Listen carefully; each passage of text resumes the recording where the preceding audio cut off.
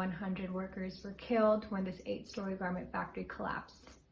Over 2,500 were injured. Rana Plaza frames the biggest industrial disaster of our time. And for me, Rana Plaza catalyzed a new understanding of fashion. No longer was fashion just about that pretty dress.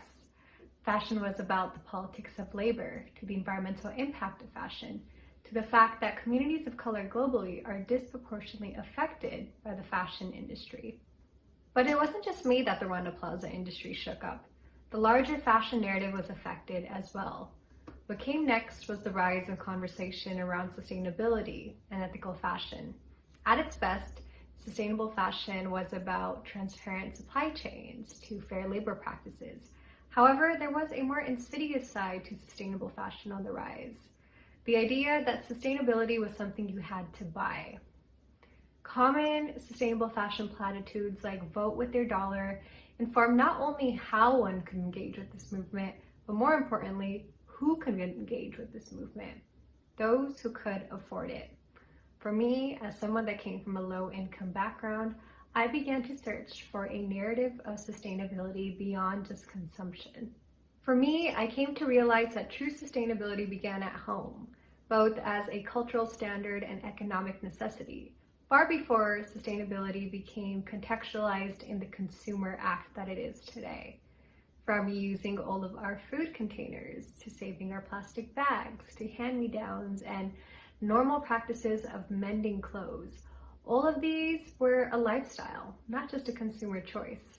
And it was a lifestyle that I had known before sustainability was rebranded, recontextualized, and reintroduced as a purely consumer act. More and more, sustainability became about reorienting myself with ancestral roots and practices, especially those that existed prior to colonization. More and more, sustainability became the unlearning of constant consumption. But most importantly, sustainability became a means for decolonization. Don't get me wrong, conscious consumerism is incredibly important. However, the onus of ethics shouldn't be completely on the consumer. Rather, we need to hold the industry accountable. The industry that has largely normalized violence as part of its business model. Sustainability requires context. We must question the systems and structures at play that set the conditions for that fateful day of the Rana Plaza factory collapse. Because it's important to remember, Rana Plaza was not an unavoidable disaster. Rather, Rana Plaza was the manifestation of a system that was predicated on speed at all costs, even human lives. I began to question, what is the historical context that created a system that operated in this way? Rana Plaza spoke to a deeper system of oppression that was predicated on the oppression of Black and brown bodies, based on a form of institutionalized racism and a colonial past. Colonialism is often seen as a distant abstraction, yet colonial mentalities and practices continue to reign supreme in how businesses operate today. When I speak about colonial practice in the fashion industry, it refers to systems predicated on the exploitation and extraction of resources or labor as the means for infinite growth and success. And most of these resources are extracted precisely in countries destabilized by colonial violence. Like many industries that rely on production in the global south for consumption in the global north, the fashion industry is rooted in an unequal exchange. The unequal exchange is often the exchange of manufactured products, produced at shockingly low prices due to labor that costs near nothing, to be sold at higher margins in the global north. We know this to be true, especially in the global fashion industry that is predicated on the idea of the global race to the bottom, which is the idea that brands produce as much as they can, as fast as they can, as cheap as they can.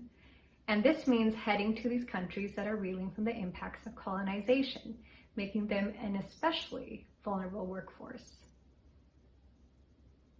The business model has always headed to these countries, the poorest countries, to plunder. And this is not because of better infrastructure or better factories. Rather, this is because these are sacrifice zones. So, What are sacrifice zones? Sacrifice zones are places in the world whose vulnerable populations undergo resource extraction and exploitation for the sake of continued economic prosperity and growth. But we need to question economic prosperity and growth for who? This is the racism built into the system. Throughout history, we've seen how false hierarchies of power, often rooted in race, have been the first steps towards dehumanization and violence in order to maintain colonial projects. History shows that this is especially true for the textile and fashion industry. In 1664, the East India Company was established as the largest importer of cotton to Europe. A systemic plan was implemented to subdue the Indian textile economy, which made up 25% of the world's economy at that time, and coerce Indian farmers to abandon their farming, which was of subsistence crops, to cotton crops. Not only would this eventually subject farmers to a cycle of interest-laden debt, it would also greatly diminish the food supply. India was to constantly supply Britain with the raw material of cotton, and Britain would then sell us back the cotton cloth at a premium. This would ensure a relationship where the colonizers remained in power and the colonized remained subdued and profitable for the colonizers. The extraction and destruction of artisanal industries and agricultural practices that the land could not sustain ensued. What's really important to note here is the pattern of exploited labor around the world, which positioned Britain as the workshop of the world. British manufactured cloth severely undermined the Indian cotton industry during the 19th century, especially due to the speed of the US-Britain cotton production system, which was predicated by the use of slave labor in America. Enslaved African peoples allowed white plantation owners in the South to garner unsurmountable wealth from cotton. Exploited labor and agricultural dexterity set the groundwork for the international fashion industry, which was America's first big business boom.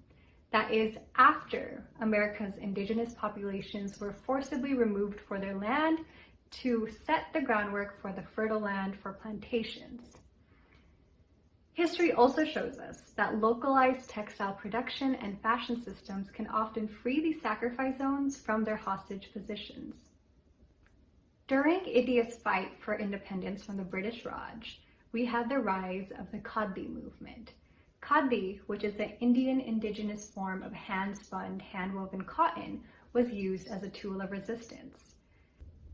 Gandhi helped spur the Khadi movement, which sought to boycott cloth manufactured industrially in Britain, promoting the spinning of Khadi for rural self-employment and self-reliance. This constructed the framework for the larger Swadeshi movement, now known as the Make in India campaign. Knowing this history is important because it helps inform the literal ways that we can decolonize our system, which lies in reorienting our relationship with land and labor. If the sustainable fashion industry exists to challenge the way the industry has operated, it must go beyond buying our way into a new reality. Remember, we need to question, what is the type of system that we are trying to sustain? True sustainability means we must decolonize fashion. After all, we can't expect to fix the problem with the same culture that has created it. So what does it mean then to decolonize the industry? To decolonize the industry is to address wealth inequality. The fashion industry cannot operate without the high-skilled labor of garment workers. Yet CEOs make millions off the backs of those that earn the least. We need to remember, it's not capitalists who create capital. It is the labor behind the label. To decolonize the fashion industry is also to reorient metrics of success beyond the idea of unlimited exponential monetary growth. The sustainable fashion movement must mark a key shift on how we view labor. Garment workers are not expendable. Garment workers are artisans, and fashion is art, not a disposable commodity. The sustainable fashion movement must explore business models that are rooted in circularity and longevity. To decolonize the fashion industry is to dismantle a system predicated on speed. So much speed that it comes at the sacrifice of quality, the environment, and garment worker rights. To decolonize the fashion industry is also to go beyond a model rooted in arbitrary trends that are constantly changing. A key pillar of sustainability is, after all, personal style. And most importantly, to decolonize fashion is therefore to also interrogate power and hierarchy, a conversation that demands an intersectional approach that is tied to talking about class, gender, race, and more. We need to question who has access and agency in this space, who is stripped of that, and why. The sustainable fashion movement must center Black, Indigenous, and people of color as leading actors. These communities have nearly always had a historical sustainable relationship. I want to close with this idea. Sustainability is not about reinventing the wheel. Sustainability is about following the leads of cultures that have always had symbiotic, regenerative relationships to the planet and people. That's to say, sustainability is decolonization. Thank you. Thank you, Aditi, for that eye-opening talk on the fashion industry and all that goes on behind the scenes. It really is important for us to be aware of the people who make our clothes and the need to make conscious decisions with our wardrobes as well. We really appreciate all that you do for the fashion industry and find your work incredibly amazing. Wishing you all the best for your future endeavors and hope you continue to positively impact many more people in this industry. Now that we've learned about the fashion industry and its impact and the kind of waste it generates, let us dive deeper into this aspect with our next speaker, whom we're very excited to introduce to you, Mansoor Gous. Mansoor Gous is a waste segregator turned founder of Recycling Association. He leads a team of sorters and collectors at the Jayanagar Dry Waste Collection Center in Bangalore to manage an inventory of 10 to 12 tons of dry waste every month. Mansoor Gous attended the Paris Climate Change Conference in 2015 and founded Clean City Recyclers Association, a scrap dealers cooperative to create a fair price marketplace and provide access to transparent data and geotag scrap dealers as the first point of contact for household waste. Let us listen in to his valuable insights in waste management and segregation and learn how we can ensure our waste doesn't end up in landfills.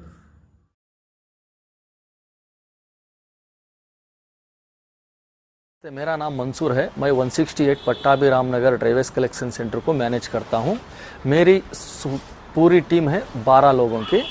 तो सवेरे 6 बजे से 7 बजे तक हम collection पे निकलते हैं। 7 बजे से लगभग 12-1 घंटे तक कलेक्शन होता है। उसके बाद यहाँ पे लाके हम सॉर्टिंग करके सेग्रीगेशन करके टोटल 72 कैटेगरी होता है, उसमें हम यहाँ पे 30 से 35 कैटेगरी सेग्रीगेट करते हैं। उसके बाद होलसेल डीलर को हम सेल कर देते हैं, फिर वहाँ से फैक्ट्री को जाता है, फिर वहाँ से रिसाइकलिंग का प्रोडक्ट बन जाता है। उसके बाद जो भी लेता है उसको या कोंगई बना सकता है या पीयूसी पाइप या कुछ बिंगे बकेट, इस तरह कुछ भी हो सकता है। तो इस जर्नी में मेरा लगभग एक एक्सपीरियंस आके 20 साल का है। तो लगभग 14 या 15 साल से मैं इस काम पे कर रहा हूँ। तो मेरा माता और पिताजी दोनों का एक छोटा सा कबाड़ी शॉप था, तो वहाँ से मेरी जर्नी शुरू हुई और मैं 5वीं क्लास का ड्रॉप आउट स्कूल का हूँ। तो मैंने जो भी पढ़ा है उर्दू पढ़ा था। अभी मैं लगभग थोड़ा सा कन्नड़ा पढ़ सकता हूँ मगर लिख नहीं पाता हूँ। तो यहाँ पे 2013 पे ड्राई वेस्ट कलेक्शन सेंटर पे आया। तो इतना नॉलेज, इतनी कुछ भी मैं बात करता हूँ तो ये पूरा एक्सपीरियंस, कुछ ट्रेनिंग वगैरह सब कुछ आशीर्वाद एनजीओ ने दिया है।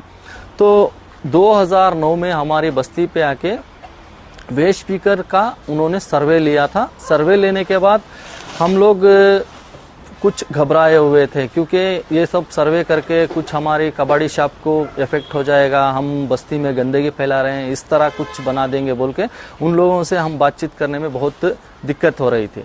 उसके बाद धीरे धीरे वो लोग रोज वीकली या मंथली 2 डेज 3 डेज के एक बार आके हमारे पास 10 मिनट बात करो, आधा मिनट बात करो, आपको कुछ प्रॉब्लम नहीं होगा, आपका कुछ भी प्रॉब्लम है हम लोग सॉल्व करेंगे, इस तरह सब भी हम लोगों को वो मोटिवेशन कर रहे थे। तो वो कुछ शायरी होती है, एक बार देखने से पता नहीं चलता, देखते देखते ही बात बढ़ने लगती है। इस तरह हम लोगों को उनसे एक मुलाकात करते करते बातचीत चलने लगी। हम लोग उन लोगों के साथ मिल बैठ के डेटा वगैरह दे रहे थे। जिस तरह एक वेस्ट स्पीकर सवेरे 5 बजे उठ के मुंह नहीं धोया, दांत नहीं लगड़ा, इस तरह जाके सड़क पे वेस्ट पिकअप करके ला के उन बच्चों को कुछ गुजारा जिंदगी चल रही थी। तो ये बदलाव लाने के लिए हसीरुद्दड़ा ने हम लोगों को सर्वे लेके एक वेस्ट स्पीकर कार्ड उन्होंने बना के दिया था। तो वो इस वेस्ट स्पीकर का कार्ड में कितना पावर बोले तो आज 1 लाख रुपया ओवरड्राफ्ट लोन भी मिल रहा है हम लोगों को। और इस ड्राई वेस्ट कलेक्शन सेंटर आने की वजह भी वही है, क्योंकि डेटा चाहिए, क्योंकि हम लोग क्या काम कर रहे हैं, कितना सेग्रीगेट हो रहा है, कितने किलोमीटर 2.5 से 3 किलोमीटर सड़क पे चलते पैदल जाके उसमें 30-40 केजी सर पे कंधे पे लेके आके सेग्रीगेट करने में कितना वक्त लगता है, कितना पैसा आता है। और एक लेडीज या कोई जेंट्स भी 150 रुपया का मटेरियल एक कबाड़ी शॉप पे तोलते हैं तो 20 पर 2 लोग इसमें जीवन चला रहे हैं। इस तरह से भी सर्वे हम लोगों को उन्होंने करके बताया। और इसी तरह बीबीएमपी को कितना फायदा हो रहा है, कितना नष्ट हो रहा है, क्योंकि जो भी लैंडफिल में लेके जाके फेंक रहे थे उसमें लगभग आज बेंगलुरु के अंदर 200 टन के ऊपर रिसाइकलिंग को मटेरियल रेडी हो रहा है। क्योंकि ये सभी वजह है वेस्ट स्पीकर के, क्योंकि उन लोगों में इतनी शिद्दत से बिना सैलरी के काम, जैसे कि सवेरे उठा थैला लेके सीधा चल पड़े, क्योंकि उनको सैलरी नहीं है। जो भी उनको ड्राई वेस्ट में हाई वैल्यू मटेरियल मिलता है उसको बेच के ही उनका गुजारा चल रहा था। आज हम लोग इस तरह यहाँ पे जुड़ के काम कर रहे हैं कि एक ड्राई वेस्ट कलेक्शन सेंटर में 10 से 15 लोग काम करेंगे तो लगभग बेंगलुरु के अंदर 200 वार्ड है, 3000 लोगों को काम मिलेगा। 3000 लोगों से सोचिए, अभी ये फर्स्ट स्टेज होगा, उसके बाद सेकेंड स्टेज होलसेल डीलर या कुछ फैक्ट्री लेवल पे हिसाब डालेंगे तो हजारों लोग इसमें काम कर रहे हैं। तो इस हजारों लोगों की रोजी रोटी इस ड्राई वेस्ट में हो रही है। तो हम लोग जो भी सिटीजन्स रहते हैं उन लोगों को ये बोलना चाहते हैं कि dry waste, wet waste, sanitary waste तीनों को सेग्रीगेट करना बहुत जरूरी है। क्योंकि जब पूरा कूड़ा इकट्ठा करके कहीं भी जला देते हैं तो पोल्यूशन क्रिएट होता है। पोल्यूशन क्रिएट होता है तो हमारा वातावरण, क्लाइमेट बहुत इफेक्ट होता है। क्योंकि क्लाइमेट के बारे में बोल रहा हूँ मगर ये कह रहा है एक वेस्ट स्पीकर क्लाइमेट के बारे में बात कर रहा है, इस तरह सोच सकेंगे तो मैं 2015 में क्लाइमेट चेंज मीटिंग अटेंड किया हूँ। तो वहाँ पे मैंने जो भी पेरिस में देखा है, शुरुआत में मेरे को फर्स्ट दिन या 2 दिन डर लग रहा था लोगों से बात करने में। कई सारे मेरे को इंग्लिश भी नहीं आती, सिर्फ हिंदी, तमिल, तेलुगु, कन्नड़ा ये लैंग्वेज आती है। अभी अफ्रीका के, जापान के, चाइना से, मलेशिया से, इस तरह पूरे लोग वहाँ पे इकट्ठा, कम से कम 50,000 लोग वहाँ पे इकट्ठा होने की स्पॉट थे। तो पहला दिन मेरे को थोड़ा घबराहट से था। उसके बाद देखें तो हर आदमी को ट्रांसलेशन चाहिए, क्योंकि इंटरनेशनल लैंग्वेज 3 लैंग्वेज को ही देते हैं कि ट्रांसलेशन। उसके बाद में क्या होता है, जो भी वहाँ पे ग्रुप में जो जमे होते हैं एक को एक बोलते हैं क्या क्या बात कर रहे हैं, किस तरह बात कर रहे हैं। तो मेरे साथ पेरिस में कबीर भाई थे। कबीर भाई को हेड्स अप कहना है कि क्योंकि जो भी मैं बात करूंगा तो भी उन लोगों को ट्रांसलेशन करना था, फिर जो भी बंदा खड़ के स्पीच दे रहा है तो उसको भी मेरे को ट्रांसलेशन करना था। तो उसी में एक इवेंट के लिए 7 मिनट या 3 मिनट या 6 मिनट बात करना पड़ता था। तो हर वक्त वो मेरे बगल में बैठ के मेरे को एक्सप्लेन कर रहे थे, ये बंदा ऐसा बोला, इस तरह हुआ। ठीक है, तो आप लोग को मैं ये बताना चाहता हूँ कि जब भी कूड़ा लेके जाके कहीं भी आप फेंक देते हैं या गटर में जाम होता है तो ये पूरा हमारा सिटी के लिए बहुत से बहुत प्रॉब्लम होता है। इसीलिए सेग्रीगेट करना बहुत ज़रूरी है। और सेग्रीगेट करके कहाँ पे जा रहा है, और आपके वार्ड के अंदर ड्राई वेस्ट कलेक्शन सेंटर है, उसको विजिट करना पड़ेगा, देखना पड़ेगा आप लोगों को।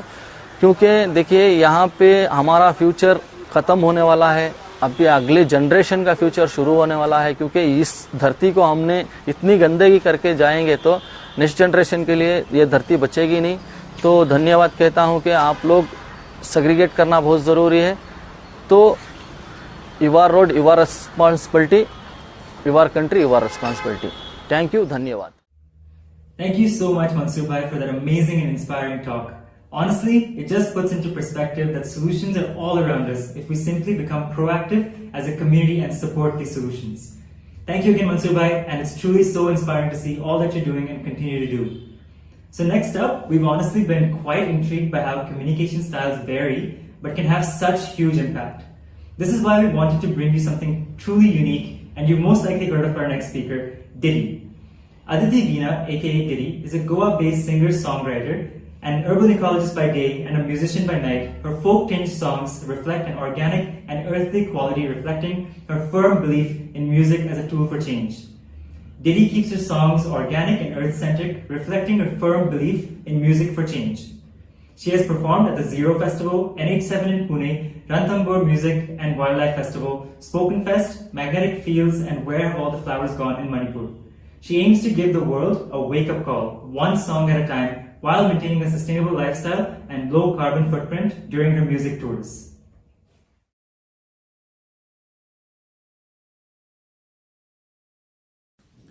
My brother and I, we had an early introduction to the natural world. My mum's a botanist, and my earliest memories revolve around picnics, vacations to the mountains, and collecting specimens from parks and forests. We grew up with a lot of affinity towards the natural world. And when I grew a bit older, and when I was studying architecture and urban ecology, came with it also a lot of distraught, a lot of feelings of hopelessness and despair, stemming from the condition of our cities, stemming from the condition of our planet, and the atrocities that we were posing on the planet. Whilst I was still in university, I lost my father to something called interstitial lung disease, which is an irreversible fibrosis of the lungs. I remember feeling so unanchored, and I remember asking myself how and where he was and whether he was okay. And I remember writing myself a poem 2 days before he left, reminding myself that I would always find him in myself, and I would always find him in the earth, because his body was now going back to the earth. This was a huge revelation for me in many different spheres of my life. Until now, I was thinking we have to work with nature, we have to in some ways save nature, but this was an experience that had me realize that we were nature. We weren't separate from her, and that the boundaries that we have created between ourselves and between plants and other creatures, other living beings, are all created by ourselves. I also came to realize that I had a tool, I had a voice that I could use to take a profound experience such as the loss of my father and turn it into something meaningful and beautiful to share with myself, to bring solace to myself and those around me. This was the first song I wrote, and it's called Daddy's Little Girl.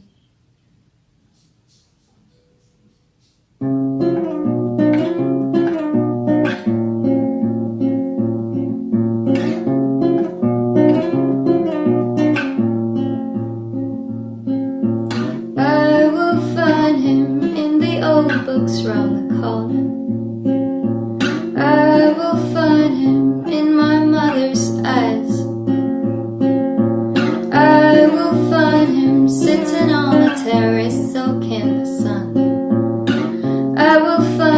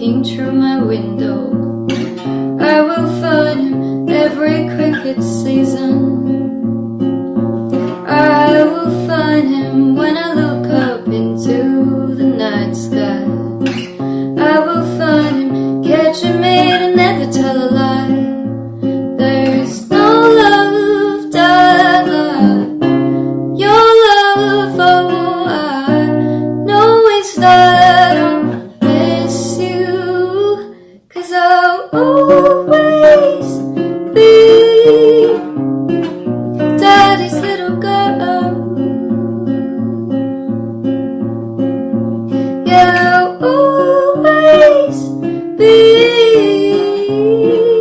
Daddy's little girl.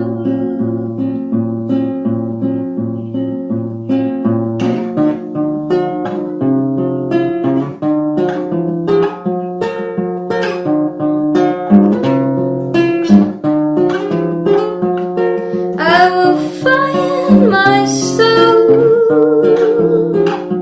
in the magazines in his chest. I will find myself in the reflections of his face. I will find myself curled up beneath the light. I will find myself. I will find myself. I will find, I will find, I will find that I'll always be Daddy's little girl. Yeah, I'll always be Daddy's little girl.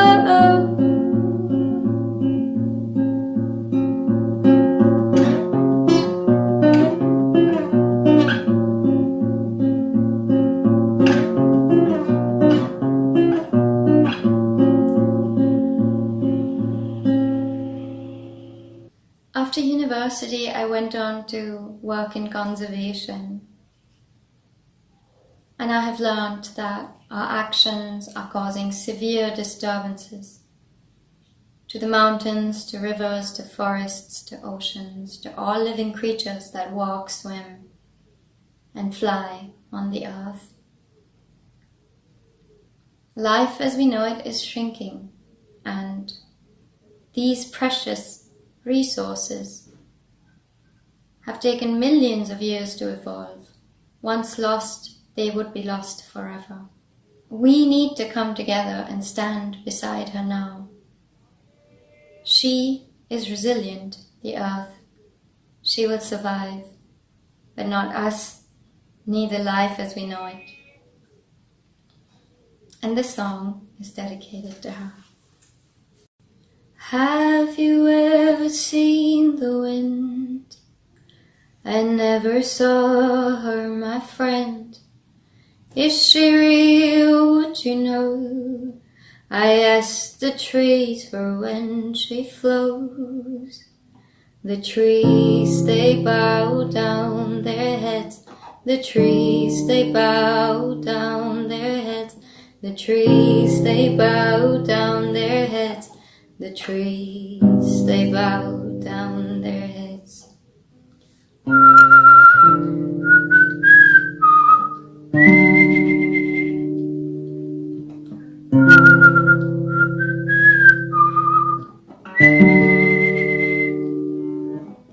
Do you know why we seek to be alive eternally?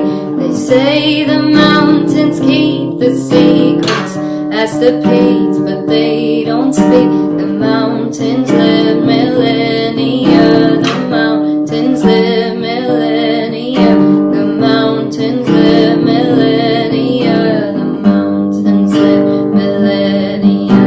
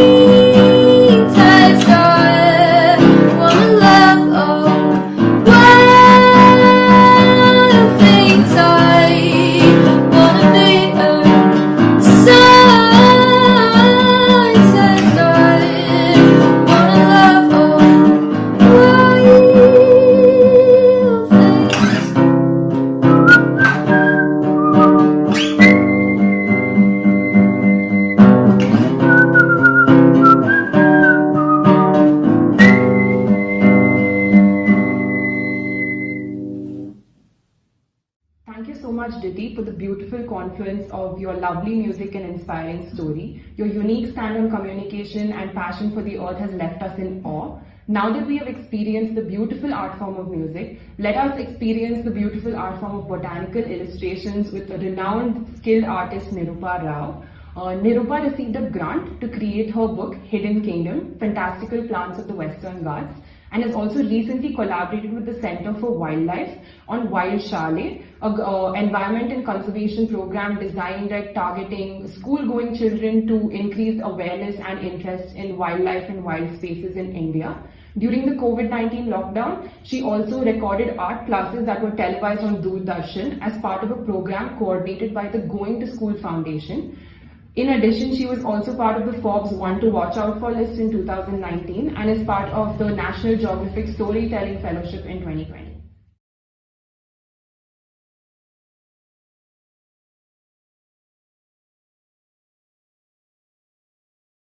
As a little girl, I grew up in the city of Bangalore, which is fondly called the Garden City for its lush environment and cool climate. But you know, even back then in the 90s, this nickname was starting to sound like a bit of a joke. Because sure, about 2 decades prior, 70% of Bangalore was covered in some form of vegetation. But by the time I came round, that had shrunk to about 40%, and now it's less than 10. As a society, we seem to have accepted these changes as the inevitable consequences of development. But for someone like me who treats trees over buildings as landmarks, it's become increasingly difficult to recognize my own city. Throughout this, Bangalore's iconic Cubbon Park, with its 300 acres of greenery, has remained a bit of a refreshing constant, and that's why it means so much to me to participate in this particular TEDx event. While my childhood weekends were spent at Cubbon Park, school holidays offered the chance to venture a little bit further. So every chance we got, my family and I would get away, escaping to this mountain range that lines the west coast of India, the Western Ghats. For us reluctant city dwellers, it was a magical retreat filled with habitats as diverse as thick jungle and temperate grasslands and swamps. So back then, we'd strike out in hopes of seeing a tiger or a leopard in the wild. And on days that we had no animal encounters, we'd feel a little bit dejected because we'd woken at the crack of dawn and seen nothing. But it was usually only on those days that the more knowledgeable among us would start pointing out the plants, almost in sheer desperation.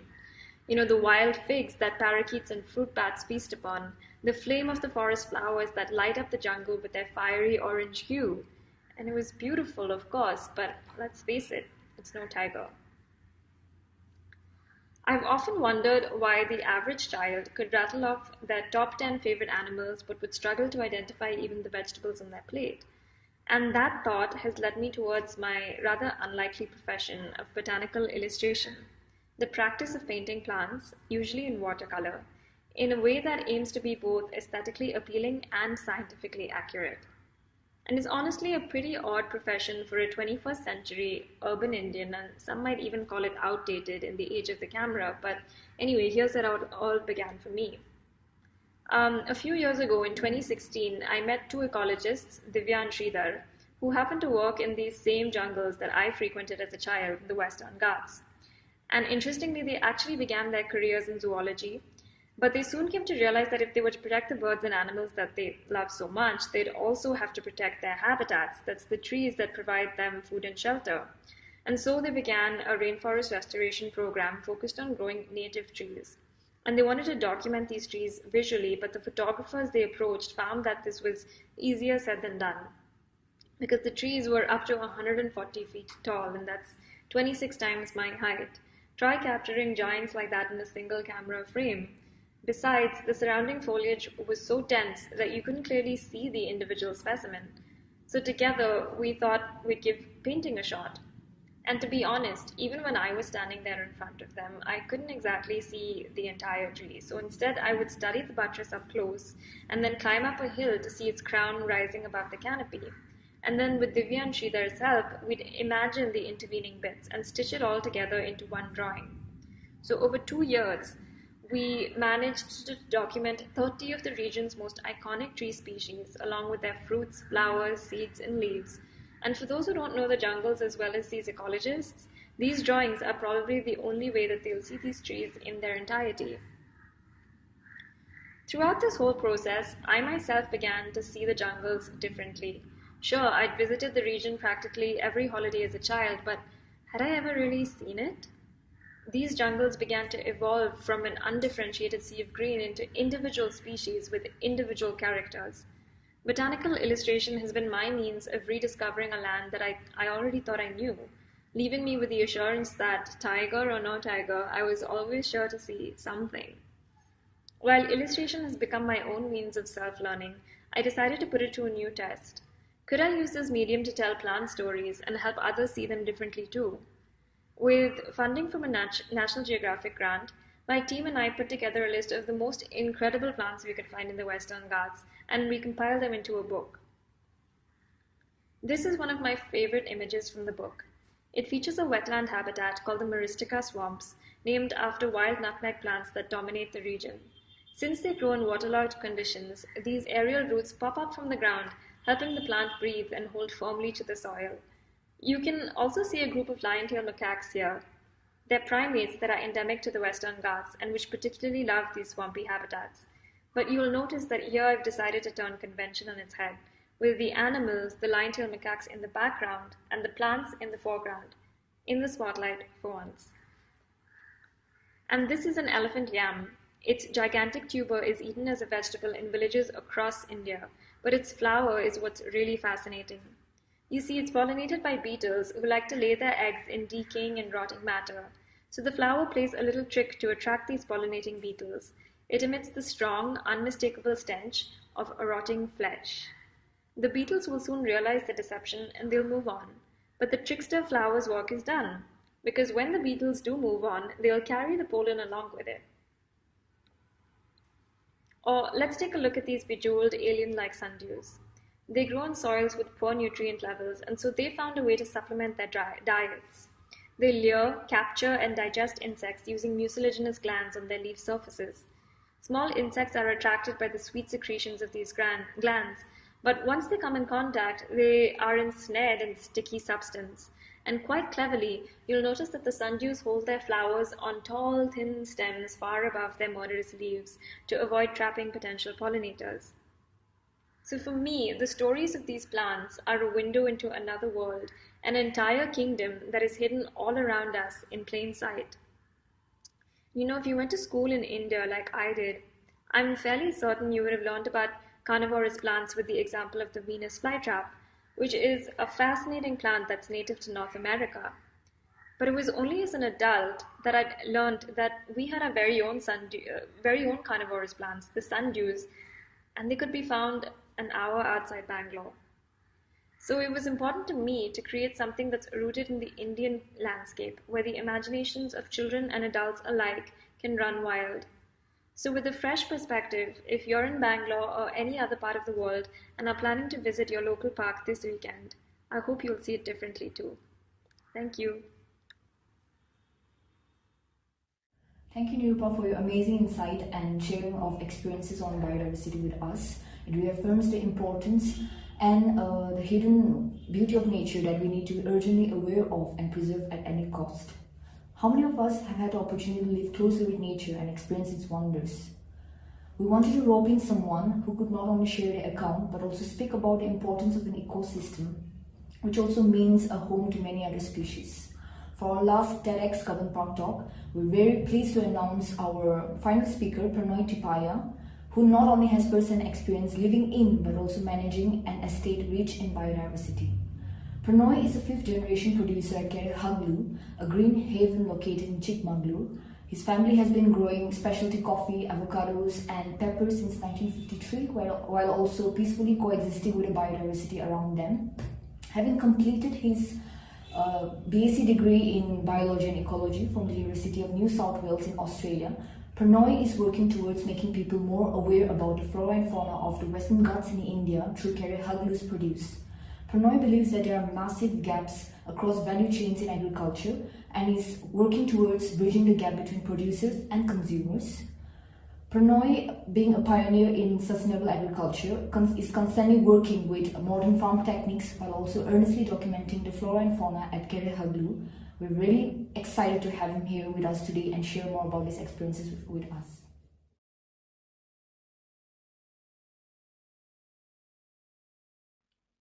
Hello, it's a pleasure to be here at TEDxCubbonPark and address you all. My name is Pranoy Thipaiah. I'm 26 years old and I live and work at this incredible ecosystem that is called Kerehaklu. This one, in fact. Kerehaklu is a 4.5-hour drive from the city of Bangalore in South India. And like the 4 generations before me, I've had the pleasure of overseeing, learning from, and giving back to this incredible piece of land that has given us so much. The photograph over here is of a 400-year-old fig tree that is at the heart of Kerehaklu. It towers over all the other trees in our canopy. The bushes that surround it, as some of you might have guessed already, are coffee bushes, and we are producers of Indian coffee. The beauty of how we grow coffee in India is that it grows alongside and under the shade of various different trees, creating a biodiversity hotspot. To add to this all, we actually share 2 of our major boundaries with the reserve forest, and for this reason, we have to interact with an influx of the local fauna for 12 months in the year. And the photograph over here is of a massive adult male Indian gaur, also known as the bison. And the reason you can tell it's an adult male, in fact, is because of the hump on its shoulders or its back, which they only get when they reach maturity. And currently we actually think, or we suspect, that we have a herd of 25 to 27 bison living within our boundaries, and we interact with them every other day and coexist with them to the best of our abilities. Right here now, I'd like to address 2 things. What does Kerehaklu mean, and what is it really? What it means is quite interesting. The word itself is a bit complicated, but if you break it down, it's actually fairly simple. Kere is a lake or a large body of water in the regional language of Kannada, of the area. And Haklu is an ancient Kannada word that's not really used so much anymore, and it means a shelter or a hut, and so directly translates to the shelter by the lake. And what is Kerehaklu? That is $1 million question, and one I find asking myself on the daily almost. And the word farm, the word estate, the word plantation, they're all used to describe Kerehaklu, and I would say they're fairly applicable in several senses. But I'd like to look at Kerehaklu as an ecosystem.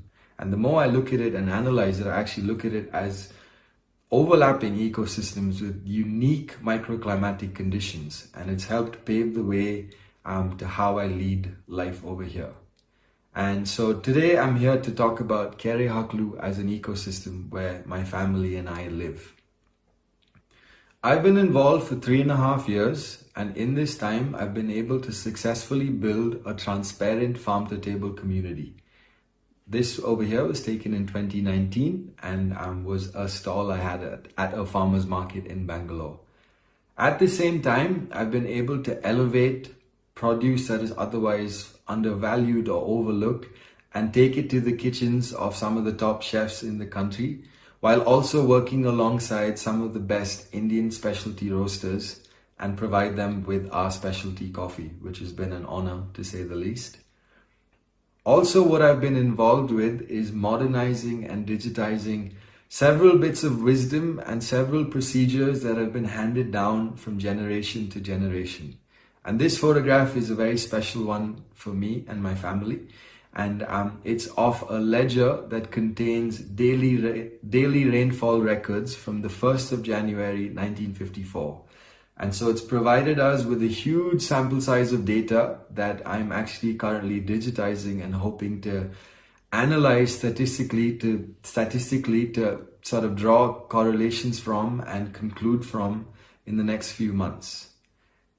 And that's what I'm here to talk about today, Kerehaklu as an ecosystem. I've divided this short talk into 3 parts. First up is flora. The photograph over here is of a block called Mavinahati, and it's probably my favorite block. It's the most diverse, the most noisy in a very good way. And yesterday I went for a walk over to check on the work, and I actually heard and saw 5 or 6 grey hornbills sitting in the canopy and almost cackling at me, which is a unique experience. And this block contains some of our healthiest Arabica coffee, and also our avocados, jackfruit, pomelos and oranges. And the next photograph is of this monster avocado we harvested in 2018 from this very same block, and it actually weighed in at over 1 kilo. It's something my family is incredibly proud of, to be able to grow these huge avocados which actually taste just as good as they look. But right here, I'd like to stop and acknowledge something, that coffee and avocados, both the crops I've just talked about, are actually not native to India. And it's extremely important to keep that in mind. They're both 2 species, or actually groups of species, that have been introduced to India over different centuries and naturalized in several senses to our climatic, soil and even microclimatic conditions.